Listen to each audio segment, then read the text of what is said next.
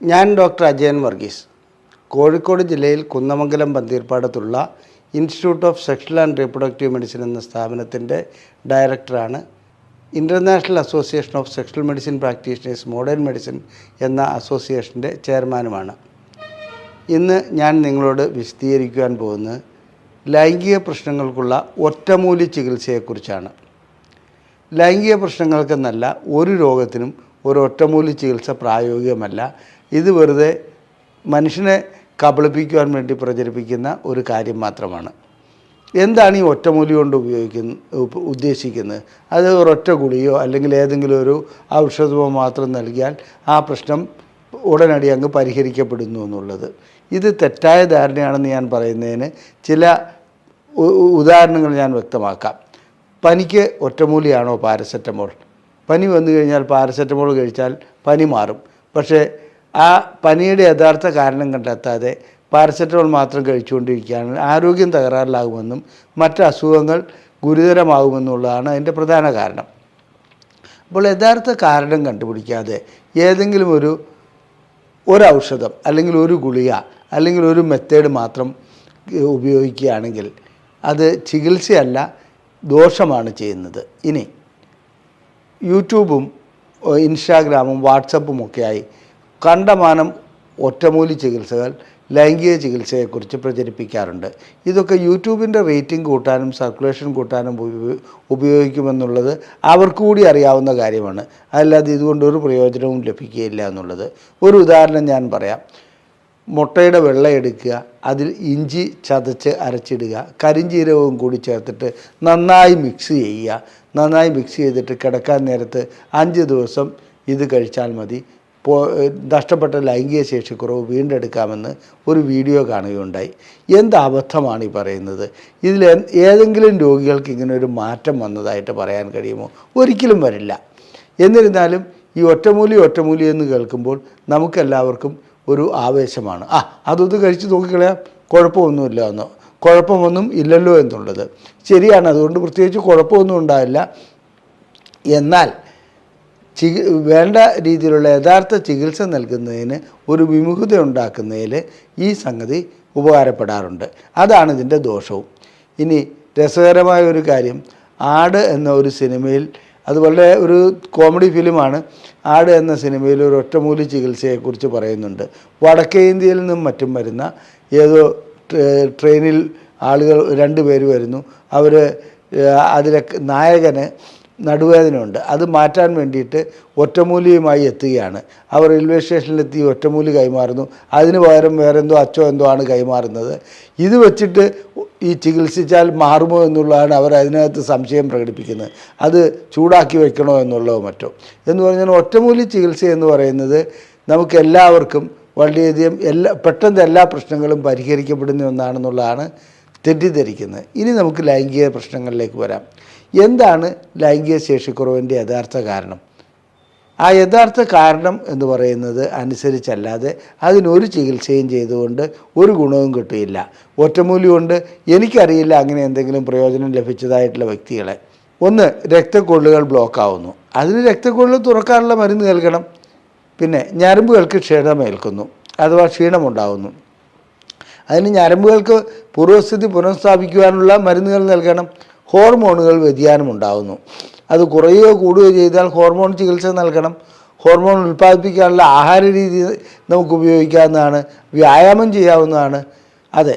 ഇനി അടുത്തത്, ലിംഗത്തിനകത്തുള്ള കോർപ്പസ് കാവേർനസം, അതിനകത്ത് എന്തെങ്കിലും തകരാറ് വരുന്നു, ക്ഷതമേൽക്കുന്നു. അപ്പോൾ അതിൻ്റെതായ രീതിയിലുള്ള ചികിത്സ നൽകണം. ഗ്രന്ഥികൾക്ക് തകരാറുണ്ടാകുന്നു. അങ്ങനെയുള്ള പ്രശ്നങ്ങൾ ഉണ്ടാകുകയാണെങ്കിൽ അതിന് എന്താണ് കാരണമെന്ന് കണ്ടെത്തി അതിനനുസരിച്ചുള്ള ചികിത്സ നൽകണം.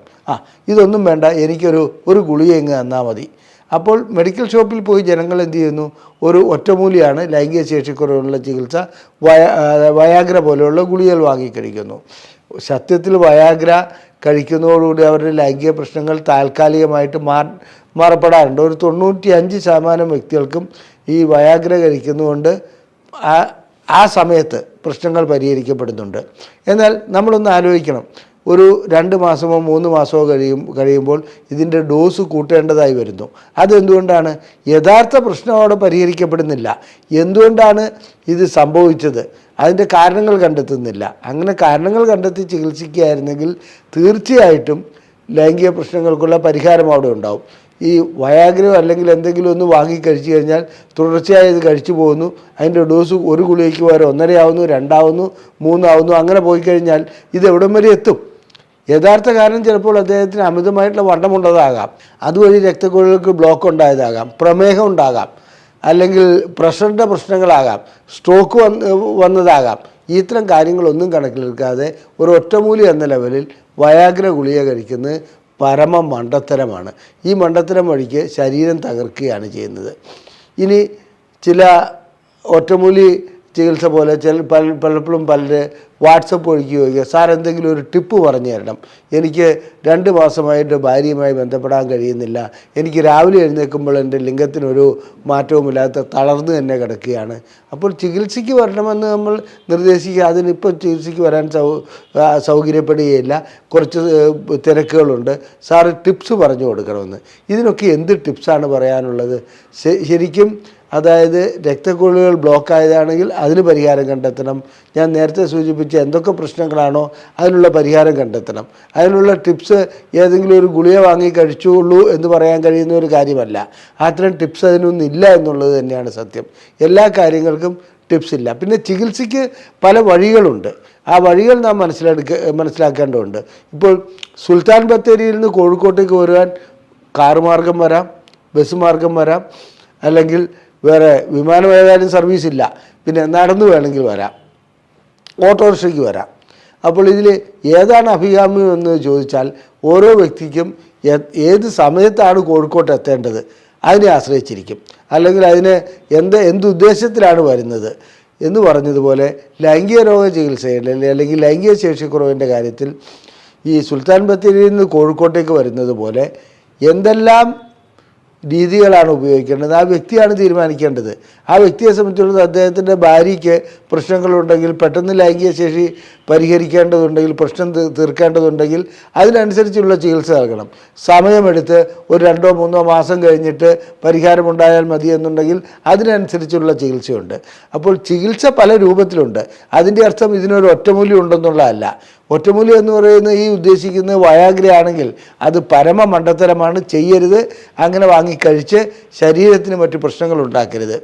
ഇനി രോഗത്തിൻ്റെ അവസ്ഥ പ്രമേഹമുള്ളവർക്ക് പ്രമേഹവും നിയന്ത്രിക്കണം, ലൈംഗിക ശേഷിക്കുറവുള്ള ചികിത്സയും നൽകണം. ഹാർട്ട് അറ്റാക്ക് ഉള്ളവനെ സംബന്ധിച്ചിടത്തോളം ആ വ്യക്തിക്ക് ഹാർട്ട് അറ്റാക്കിനുള്ള ചികിത്സ നൽകാതെ ഒരു വയാഗ്ര മാത്രം നൽകിയതുകൊണ്ട് എന്ത് ഗുണമാണ് ലഭിക്കുന്നത്?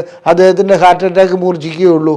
അതുപോലെ തന്നെ സ്ട്രോക്ക് വന്നിട്ടുണ്ടെങ്കിൽ, ക്യാൻസർ ഉണ്ടെങ്കിൽ, ഇതിനെല്ലാം ഓരോ രീതിയിലുള്ള പ്രത്യേകം ചികിത്സകളാണ് ആവശ്യം. ആ ചികിത്സകൾ നൽകിയാൽ മാത്രമേ ലൈംഗിക ശേഷിക്കുറവ് പരിഹരിക്കുവാൻ കഴിയുള്ളൂ. അതല്ല ഇതിനൊരു ഒറ്റമൂലി ചികിത്സ ഇല്ല. പിന്നെ ചില നാടൻ പൊടിക്കൈകൾ എന്ന് ഞാൻ നേരത്തെ സൂചിപ്പിച്ചോണം, കരിഞ്ജീരകം, എള്ള്, ഇങ്ങനെ പല കാര്യങ്ങളും പറയുന്നുണ്ട്.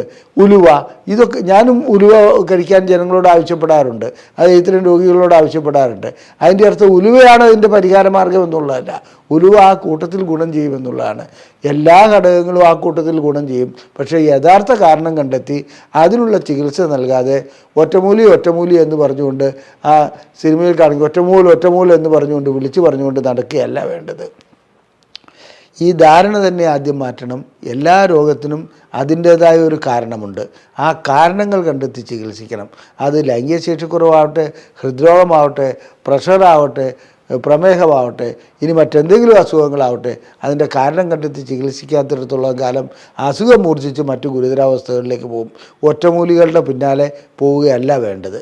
ഇനി ലൈംഗികമായിട്ടുള്ള എന്തെങ്കിലും പ്രശ്നങ്ങൾ നിങ്ങൾക്കുണ്ടെങ്കിൽ അതിനുള്ള ചികിത്സ നൽകുന്ന ഒരു സ്ഥാപനമാണ് ഞങ്ങളുടേത്.